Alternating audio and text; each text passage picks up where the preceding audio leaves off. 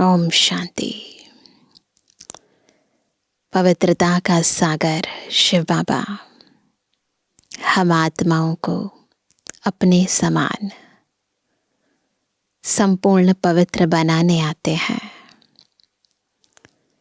और इस अव्यक्ति मास में हम विशेष संपूर्ण पवित्र बनने का ही पुरुषार्थ करते हैं, क्योंकि ये पवित्रता ही हमारी फरिश्ता और देवताई स्थिति का आधार है। और जितना जितना हम बाप दादा के सानिध्य का अनुभव करते हैं, उतना उतना उस सत बाप के संग का रंग आत्मा को बाप समान बनाने लगता है। इसलिए बाबा साकार और अव्यक्त दोनों वाणियों में हमें बार बार निराकारी, निर्विकारी, निरहंकारी बनने के पुरुषार्थ की ओर ध्यान खिंचवाते हैं। हमें हमारी मूल पवित्र स्थिति बनाने की ओर ध्यान खिंचवाते हैं। तो आज की साकार मुरली भी हमें हमारे पवित्र स्वधर्म की ओर, इस तीव्र पुरुषार्थ की ओर ध्यान खिंचवा रही है। सुनते हैं बाबा के साकार महावाक्य।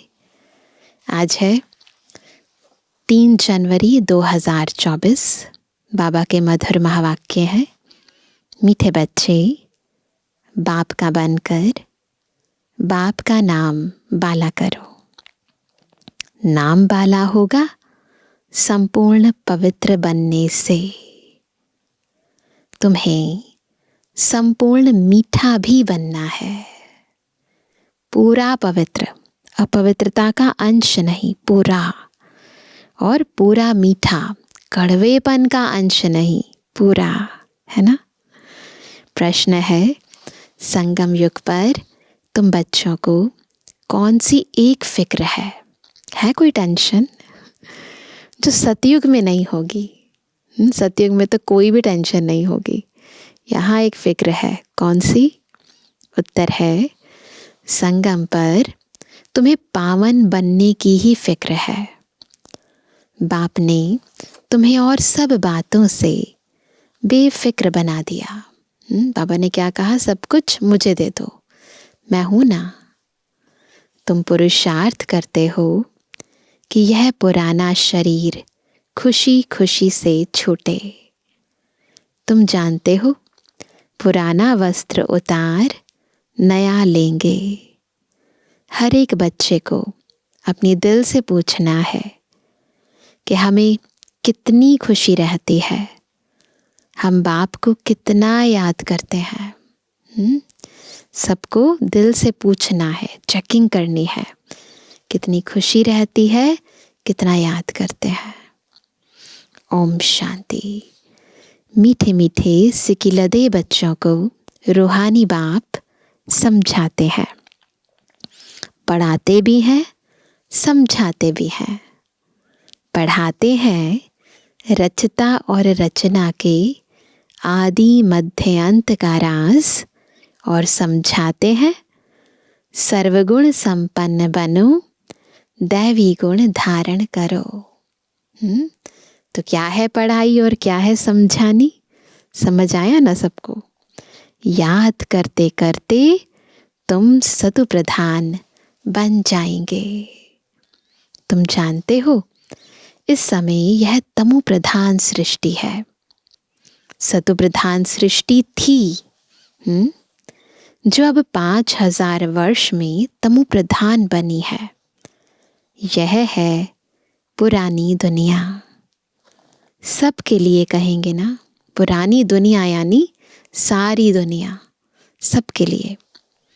यह नई दुनिया में थे या शांति धाम में थे, बाप रूहों को ही बैठ समझाते हैं, हे रूहानी बच्चे, तुम्हें सतु प्रधान जरूर बनना है। बाप से वर्षा जरूर लेना है। मुझ अपने बाप को याद जरूर करना है। लौकिक बच्चे भी याद करते हैं? जितना बड़े होते जाते हद का वर्षा पाने के हकदार होते जाते हैं। ऐसे होता है ना, तुम हो बेहद के बाप के बच्चे। वो है हद की बात। बाप से बेहद का वर्षा लेना है। अभी भक्ति आदि करने की दरकार नहीं है। यह तो बच्चे समझ गए हैं। क्या? यह यूनिवर्सिटी है। सब मनुष्य मात्र को पढ़ना है। बहुत इम्पोर्टेंट है। ये यूनिवर्सिटी है, सबको पढ़ना है ना। बेहद की बुद्धि धारण करनी है। अभी यह पुरानी दुनिया चेंज होनी है। दुनिया बदलनी यानी आत्माएं बदल जाएंगी। वही हैं आत्माएं, पर अंदर दृष्टि, वृत्ति, कृति, सोचने का ढंग, समझने का ढंग सब बदल जाएगा। तो ये परिवर्तन, यही तो नवीनता है। तो बाबा कहते कि अभी ये पुरानी दुनिया चेंज होनी है। जो अब तमो प्रधान है वह सतु प्रधान होंगे। बच्चे जानते हैं इस समय हम बेहद के बाप से बेहद सुख का वर्षा पा रहे हैं। कौन जानते हैं? केवल हम बच्चे, क्योंकि हम ही तो पा रहे हैं, है ना। अब हमें एक रूहानी बाप की ही मत पर चलना है। इस रूहानी याद की यात्रा से ही तुम्हारी आत्मा सतु प्रधान होती जाती है। फिर सतु प्रधान दुनिया में जाना है ना। तुम्हारी समझ में आता है कि हम ब्राह्मण हैं, हम बाप के बने हैं। समझ जाता ना कोई इंसान, फिर भूलता नहीं है। तो बिल्कुल बुद्धि में अंदर धारण होता जाता है। पढ़ाई पढ़ रहे हैं और पढ़ने को ही ज्ञान कहा जाता है। भक्ति अलग है। तुम ब्राह्मणों को बाप ज्ञान सुनाते हैं और कोई को इस ज्ञान का पता नहीं है। वह यह नहीं जानते कि ज्ञान सागर बाप जो टीचर भी है वह कैसे पढ़ाते हैं। बाबा टॉपिक्स तो बहुत समझाते रहते हैं। नंबर 1 बात है क्या? बाप का बनकर बाप का नाम बाला करना, संपूर्ण पवित्र बनना, सबसे नंबर 1 बात है। संपूर्ण मीठा भी बनना है ना। यह है ही ईश्वरीय विद्या। भगवान बैठ पढ़ाते हैं। कौन पढ़ाते हैं? भगवान बैठ पढ़ाते हैं। उस ऊंचे से ऊंचे बाप को याद करना है सेकंड की बात। याद करना सेकंड की बात है। अपने को आत्मा समझो। तुम जानते हो हम आत्माएं शांति धाम में निवास करती हैं, फिर यहाँ आती हैं पाठ बजाने। पुनर्जन्म में आते ही रहते हैं। नंबरवार 84 जन्मों का पाठ हमने अब पूरा किया है। इस पढ़ाई को भी समझना है, पाठ को भी समझना है। ड्रामा का राज भी बुद्धि में है। जानते हो यह हमारा अंतिम जन्म है। इसमें बाप मिला है। जब 84 जन्म पूरे करते हैं तो पुरानी दुनिया बदलती है। तुम इस बेहद के ड्रामा को, 84 जन्मों को और इस पढ़ाई को जानते हो। सब जानते हैं। 84 जन्म लेते लेते अब पिछाड़ी में आकर ठहरे हो। अभी पढ़ रहे हो। फिर क्या होगा? पढ़ाई के अनुसार फिर नई दुनिया में जाएंगे। नए नए आते रहते हैं। बाबा बार बार चक्र फिरा रहे हैं। कुछ ना कुछ निश्चय होता रहता है। नए नए आते हैं बाबा के बच्चे, उन्हें कुछ ना कुछ निश्चय होता रहता है। कोई तो इस पढ़ाई में लग जाते हैं, बुद्धि में है, समझ आ जाता है ना, बुद्धि में है हम सतु प्रधान पवित्र बन रहे हैं। हम पवित्र बनते बनते उन्नति को पाते रहेंगे, है ना। तो बाबा कहते आगे, बाबा ने समझाया है, सबसे इम्पोर्टेंट बात यही है। क्या? बाबा ने समझाया है, तुम जितना याद करते हो तुम्हारी आत्मा पवित्र बनती जाती है। बच्चों की बुद्धि में सारा ड्रामा बैठा हुआ है। यह भी जानते हो कि इस दुनिया का तुम सब कुछ छोड़ कर आए हो। जो इन आँखों से देखते हैं वह देखने का है नहीं। यह सब खत्म हो जाने वाला है। अब तुम्हारा अंतिम जन्म है। ये बुद्धि में रहना बहुत ज़रूरी है। जो कुछ हम इन आँखों से देख रहे हैं ये कुछ नहीं रहना है। तो वो कहते हैं याद रहे कि ये अंतिम जन्म है और कोई भी इस बेहद के ड्रामा को नहीं जानते हैं। तुम अभी सारे चक्र को जानते हो। बाप आए हैं अब तुम्हें तमो प्रधान से सतु प्रधान बनाने। जैसे वह इम्तिहान 12 मास के बाद होता है, फाइनल एग्ज़ाम तो 12 मास के बाद होता है। तुम्हारी याद की यात्रा भी अभी पूरी नहीं हुई है। बहुत कुछ याद रहता है फिर पक्का होता जाएगा, तो कुछ भी याद नहीं आएगा। जितनी अवस्था परिपक्व होती जाएगी उतना कुछ और दुनिया का याद नहीं आएगा। बस एक बाबा, एकदम आत्मा अशरीरी आई, अशरीरी जाना है, कुछ और याद नहीं। तुम सारे सृष्टि के मनुष्य मात्र के पाठ को जानते हो। बहुत मनुष्य बढ़ते जाते हैं, करोड़ों हो गए हैं। सतयुग में तो हम बहुत थोड़े हैं ना। पुनर्जन्म लेते लेते और धर्मों के मठ पंथ टाल टालियां बढ़ते बढ़ते झाड़ बहुत बड़ा हो गया है ना। बिल्कुल जैसे से बाबा बोलते जाए ना, बुद्धि में वो चित्र आता जाता है कि कहाँ से शुरू हुए थे, अब कहाँ पहुँच गए हैं, अब फिर दोबारा वहीं पहुँचेंगे। आदि सनातन देवी देवता धर्म ही प्राय लोप हो गया है। हम ही देवी देवता धर्म में थे, सतु प्रधान थे, हम ही थे, याद रहे। अब वह धर्म ही तमो प्रधान हो गया है। अब फिर सतु प्रधान बनना है और बनने के लिए ही हम पढ़ रहे हैं। जितना पढ़ेंगे पढ़ाएंगे उतना बहुतों का कल्याण होगा। बहुत प्यार से समझाना है। एरोप्लेन से पर्चे गिराने हैं, है ना। उसमें भी यही समझाना है क्या कि तुम जन्म जन्मांतर भक्ति करते आए हो। गीता पढ़ना भी भक्ति है। ऐसे नहीं गीता पढ़ने से कोई मनुष्य से देवता बनेंगे।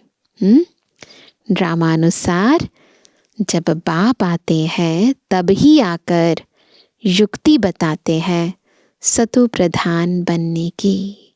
फिर सतु प्रधान पद मिल जाता है। बाबा युक्ति बताते हैं फिर पद मिल जाता है। तुम जानते हो इस पढ़ाई से हम यह बनने वाले हैं। क्या बनने वाले हैं? लक्ष्मी नारायण बनने वाले हैं। यह है ईश्वरीय पाठशाला। पढ़ते हैं तो कुछ बनने के लिए पढ़ते हैं ना। भगवान पढ़ाकर तुमको क्या बनाते हैं? नर से नारायण बनाते हैं। हम सतु प्रधान थे तो स्वर्ग था, तमो प्रधान बने तो नर्क है ना। हम बने, आत्मा के आधार पर दुनिया कहलाती है।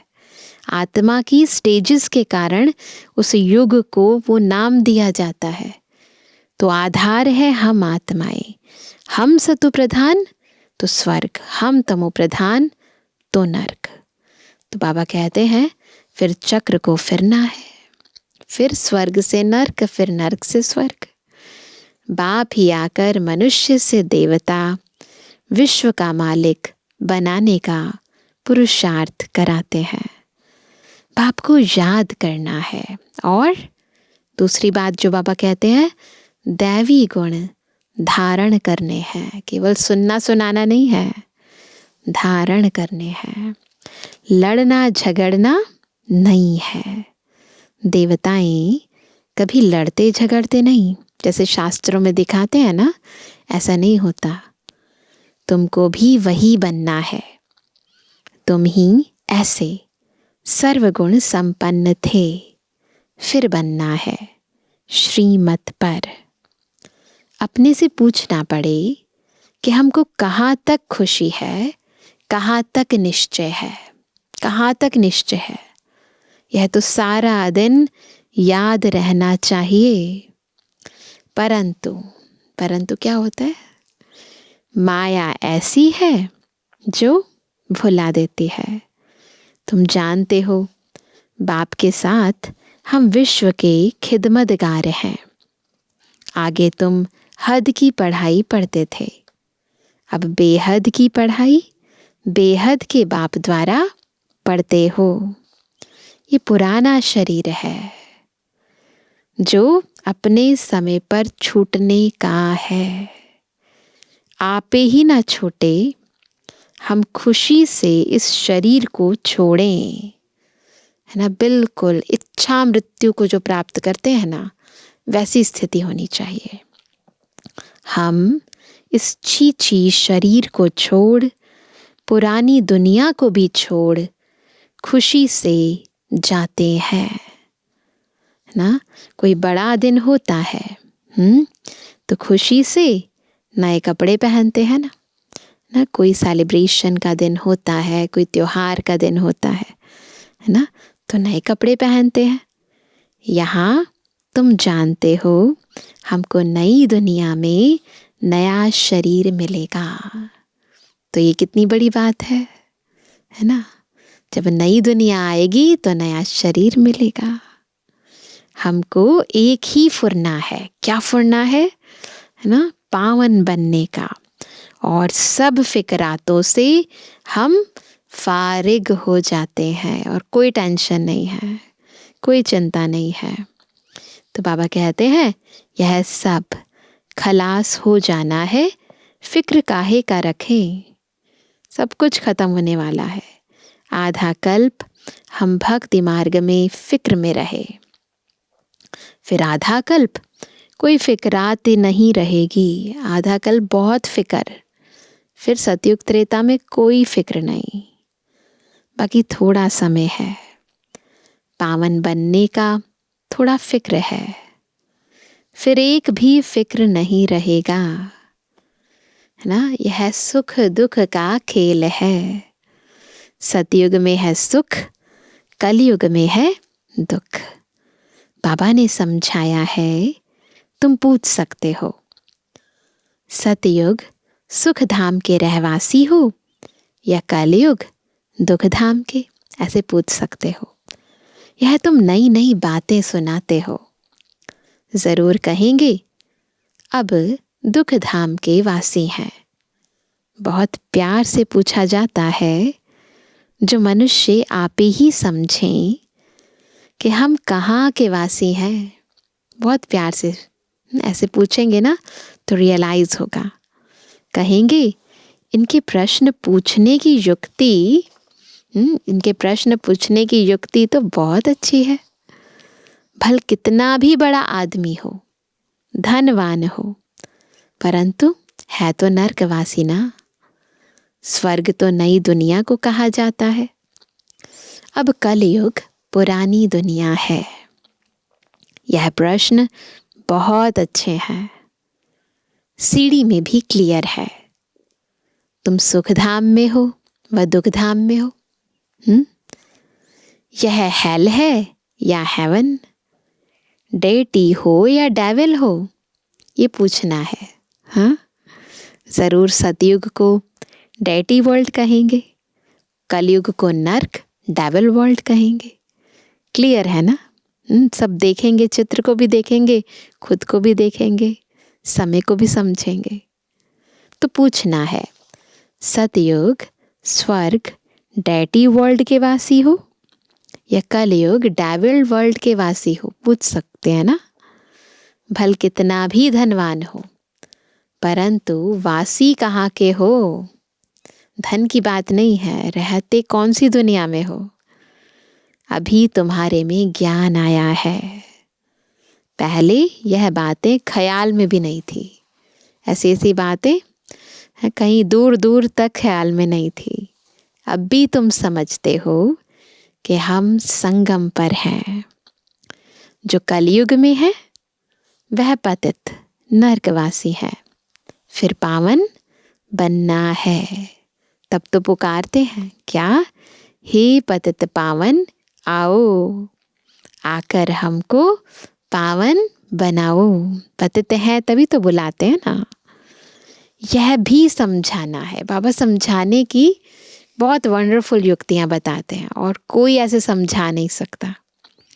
तुम्हारे पास कितने ढेर मनुष्य आते हैं, फिर भी क्या होता है, कोटों में कोई निकलते हैं। मैं जो हूँ, जैसा हूँ, जो सिखलाता हूँ, उस पर कोई विरला ही चलता है। तो कितने भाग्यवान आत्माएं हैं हम। कोटों में कोई, कोई में भी कोई आत्माएं हैं। प्रभात फेरी में भी यह दिखाओ कि हम इस पढ़ाई से स्वर्गवासी बन रहे हैं। सतयुग, त्रेता, द्वापर, कलयुग, यह चक्र फिरता है ना। तुम्हारी बुद्धि में सारा चक्र है। फिर से तुम सुख धाम, शांति धाम के मालिक बनते हो। सुख धाम में दुख का नाम भी नहीं। अगर पूरा पढ़ेंगे नहीं तो पद भी कम पाएंगे। यह तो कॉमन बात है। इसलिए बेहद की पढ़ाई पढ़कर बेहद का वर्षा ले लो, है ना। सिंपल बात। सिर्फ क्या करना है, अपने को आत्मा समझ बेहद के बाप को याद करना है। बहुत मीठा बाबा है। हाँ, उनका डायरेक्शन है क्या कि देह सहित देह के सभी बंधन खलास कर दो। आत्मा तो अविनाशी है, देह विनाशी है, संबंध विनाशी है, पर आत्मा अविनाशी है। अभी अभी शरीर लिया, अभी अभी छोड़ा, देरी थोड़ी लगती है। जैसे वस्त्र अभी अभी पहने, अभी अभी बिल्कुल उतार दिए। देह लिया, देह छोड़ना देरी थोड़ी लगती है। इस समय तो दिन प्रतिदिन सब तमो प्रधान बनते जाते हैं। जब हम सतो प्रधान थे तो क्या था, तो हम बड़ी आयु वाले थे और बहुत थोड़े थे। पॉपुलेशन भी कम थी और हमारी एज भी ज़्यादा थी, है ना। दूसरा कोई धर्म ही नहीं था। तुम्हारी आयु अभी के पुरुषार्थ से ही बढ़ती है। तो देखो, लंबी आयु चाहिए ना सतयुग में, तो पुरुषार्थ भी वैसा ही करना पड़ेगा। जितना याद करेंगे उतना तुम्हारी आयु बढ़ेगी। ठीक, जब तुम सतु प्रधान थे तो तुम्हारी आयु बहुत बड़ी थी, है ना। तो बाबा कहते हैं फिर जितना नीचे उतरते गए तो आयु कम होती गई। सतु प्रधान से सतो रजो तमो प्रधान होते गए तो एवरेज आयु कम होती गई। रजो में उतरे तो आयु कम, तमो में आए तो और कम। जैसे नार का मिसाल है ना। नार और रहट होता है ना। कंगने यानी डब्बे भरते हैं और खाली होते जाते हैं, है ना। भरते हैं फिर खाली होते जाते हैं, फिर भरते हैं फिर खाली होते जाते हैं। तो नार कुएं से पानी निकालने का एक तरीका है। पुराने ज़माने में कुएं से पानी निकालते थे, अभी भी कहीं कहीं गाँव में है। तो बाबा कहते हैं यह भी बेहद का नार यानी रहट है। तुम अभी भर रहे हो, भरते भरते पूरे भर जाएंगे, फिर धीरे धीरे खाली होंगे, फिर भरेंगे फिर खाली होंगे, है ना। इनकी भेंट बैटरी से भी की जाती है। भरी जाती है बैटरी, फिर डिस्चार्ज हो जाती है, फिर चार्ज कर दी जाती है। अभी हम सतो प्रधान बनकर जाते हैं, फिर 84 जन्म लेते हैं। आधा कल्प के बाद रावण राज्य शुरू होता है। रावण राज्य में सबको कहेंगे नरकवासी हैं। पीछे जो आएंगे वह नरक में ही आएंगे, है ना। पहले तुम स्वर्ग में जाते हो, यह बाप से भक्ति का फल मिलता है। समझा जाता है इसने बहुत भक्ति की है, तब ज्ञान भी लेते हैं। यह सब राज तुमको बाप ने समझाया है, तुमको फिर औरों को समझाना है। मनुष्यों ने अनेक प्रकार के पाप ही पाप किए हैं, अनेक प्रकार के पाप। अब बाप आया है, तुमको ज्ञान दे रहे हैं। बाप जब आते हैं तब ही आकर पढ़ाते हैं। इतना समय तो पता ही नहीं था। ये सारा ज्ञान बाबा ही तो देते हैं, इतने टाइम तक तो हमें पता ही नहीं था। पाप आत्मा बनते ही गए हैं। पुण्य आत्मा कैसे बनते हैं, फिर पाप आत्मा कैसे बनते हैं, कौन सतयुग के निवासी होते हैं, कौन कलयुग के निवासी होते हैं, कुछ भी पता नहीं था। ये तो अभी बाबा ने बताया है, अब बाप ने समझाया है। बाप को क्षमा भी कहते हैं। हाँ, उनमें लाइट भी है और माइट भी है। लाइट में आते हो अर्थात जगते हो तो माइट आ जाती है, तुम्हारी लाइफ भी बड़ी हो जाती है। तुमको वहां काल खा ना सके। खुशी से एक शरीर छोड़ दूसरा लेते हो। दुख की कोई बात नहीं। जैसे एक खेल हो जाता है ना। सर्प का मिसाल देते हैं ना, एक खाल छोड़ी फिर दूसरी मिल गई। तुमने सतयुग से लेकर कलयुग तक पाठ बजाया है, यह बुद्धि में बैठ गया है। बाबा तुम्हारा बाप भी है, टीचर भी है, सतगुरु भी है। यह सिर्फ बच्चे ही नंबरवार पुरुषार्थ अनुसार जानते हैं। तीनों का सुख कौन ले रहे हैं, हम बच्चे ले रहे हैं। कितना बाबा की पालना ले रहे हैं, कितना शिक्षक की शिक्षाएं धारण कर रहे हैं, कितना सतगुरु के वरदान धारण कर रहे हैं, है ना। तो नंबरवार है। पुनर्जन्म को भी तुमने समझा है कि तुम कितने जन्म लेते हो। ब्राह्मण धर्म में तुम कितने जन्म लेते हो, तो किसी ने कहा एक जन्म, कोई 2-3 जन्म भी लेते हैं। समझो कोई शरीर छोड़ते हैं, वह संस्कार ब्राह्मणपन के ले जाते हैं। तो संस्कार ब्राह्मणपन के होने के कारण फिर भी सच्चे सच्चे ब्राह्मण कुल में आ जाएंगे। ऐसा नहीं है सबके एक ही जन्म होता है, किसी के 2-3 भी होते हैं। ब्राह्मण कुल की आत्माएं तो वृद्धि को पाती रहेंगी। ब्राह्मण कुल के संस्कार तो ले जाते हैं ना। कुछ हिसाब किताब है तो 2-3 जन्म भी ले सकते हैं, एक शरीर छोड़ दूसरा लेंगे। आत्मा ब्राह्मण कुल से दैवी कुल में जाएगी। शरीर की तो बात नहीं। अब तुम बाप के बने हो, तुम ईश्वरीय संतान हो, फिर प्रजापिता ब्रह्मा की भी संतान हो। दूसरा, तुम्हारा कोई संबंध है नहीं। बेहद के बाप का बनना कोई कम बात थोड़ी है ना। पापा कहते हैं तुम सुखधाम के मालिक बन जाते हो। सिर्फ बड़े बाप को तुमने पहचान लिया है ना। सिर्फ क्या किया हमने, बड़े बाप को पहचान लिया है तो भी तुम्हारा बेड़ा पार हो जाएगा। बस बाबा को जाना पहचाना, बेड़ा पार।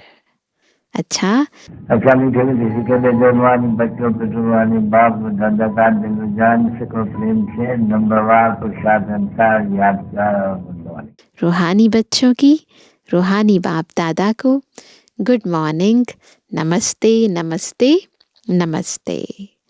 धारणा के लिए मुख्य सार। पहला, अपने आप से पूछो कि पहला, हमें खुशी कहाँ तक रहती है, कितनी रहती है ना।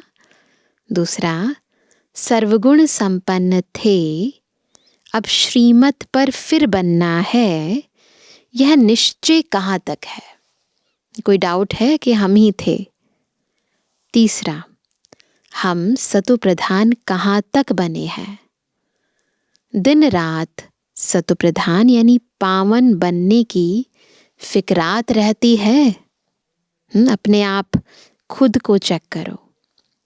दूसरा पॉइंट, बेहद बाप के साथ विश्व की खिदमत यानी सेवा करनी है। बेहद की पढ़ाई पढ़नी और पढ़ानी है। देह सहित जो भी बंधन है उन्हें बाप की याद से खलास कर देना है। ठीक। वरदान है, मालिकपन की स्मृति द्वारा मनमना भव की स्थिति बनाने वाले मास्टर सर्वशक्तिमान भव।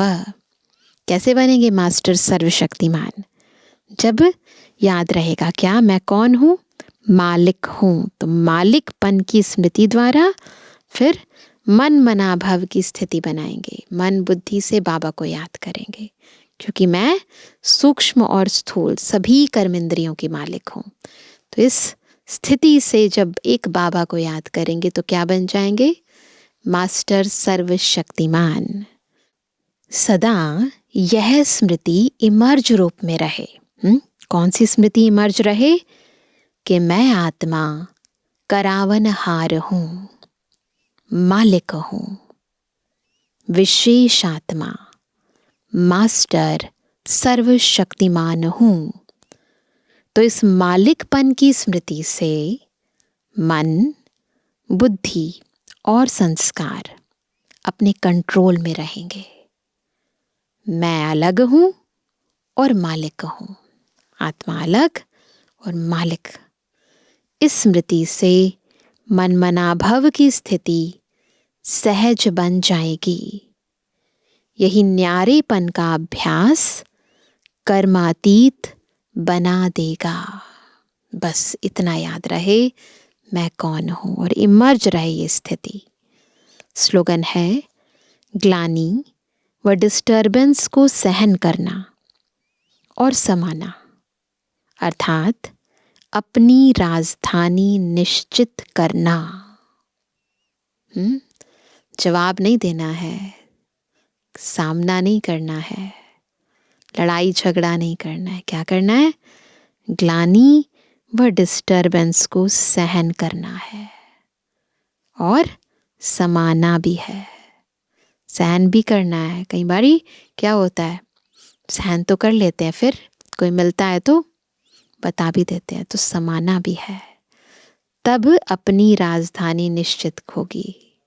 मैंने कई बारी कहा ना, सहन करोगे तो शहंशाह बनोगे। तो आज विशेष पुरुषार्थ के लिए क्या पॉइंट है? अव्यक्ति साइलेंस द्वारा डबल लाइट फरिश्ता स्थिति का अनुभव करो।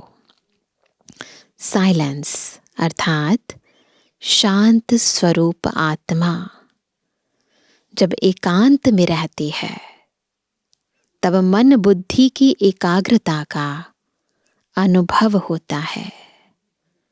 उसी एकाग्रता से विशेष 2 शक्तियां प्राप्त होती हैं, एक परखने की और दूसरी निर्णय करने की।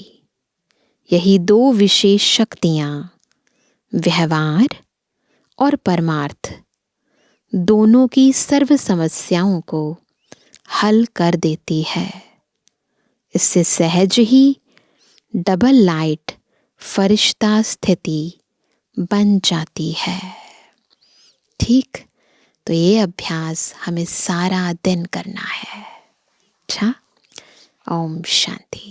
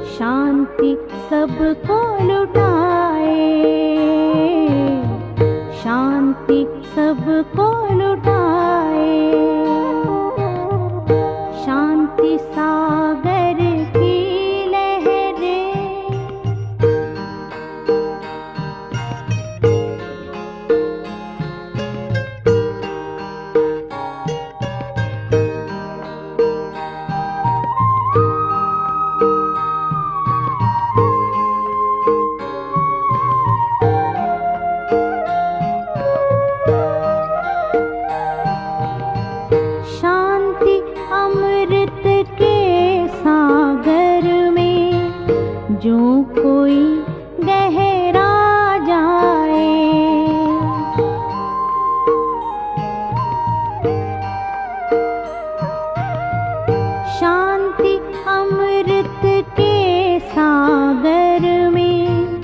जो कोई गहरा जाए, आनंद के झूले झूले आत्म तृप्ति वो पाए।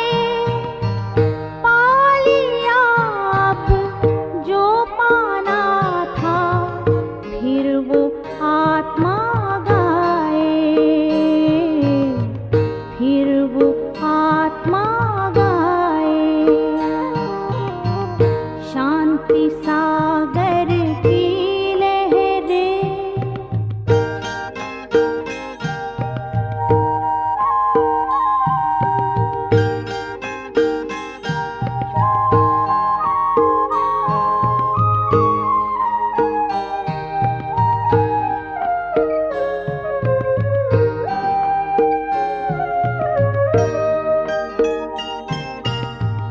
हर लहर में हर पहर में समाया शिव का ध्यान रे।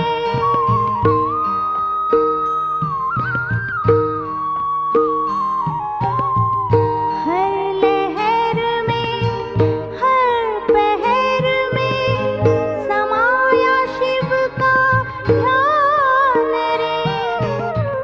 बेहद अनुभव में छुपा है शांति और विश्राम रे।